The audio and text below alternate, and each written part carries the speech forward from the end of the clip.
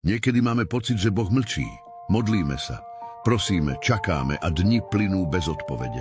V takých chvíľach je veľmi ľahké uveriť, že sme zostali sami. Lenže ticho neznamená neprítomnosť. Aj semienko je dlho ukryté pod zemou. Nevidíme ho rásť. No napriek tomu sa v ňom každý deň odohráva život. Až keď príde správny čas, prerazí na svetlo. Možno je to dnes aj tvoj príbeh. Možno nerozumieš tomu, prečo sa niektoré dvere zatvorili. Prečo sa tvoje plány rozpadli? Prečo si musel prejsť bolesťou, ktorú by si nikomu neprijal? Ale možno práve teraz Boh robí v tvojom živote niečo, čo ešte nedokážeš vidieť. Nie všetko, čo bolí, nás ničí. Niektoré skúšky nás formujú. Učia nás dôverovať aj vtedy, keď nevidíme výsledok. Učia nás veriť, že Boží plán je väčší než naše predstavy. Nepros Boha len o to, aby zmenil tvoju situáciu. Pros ho aj o múdrosť, aby si pochopil, čo ťa táto cesta učí.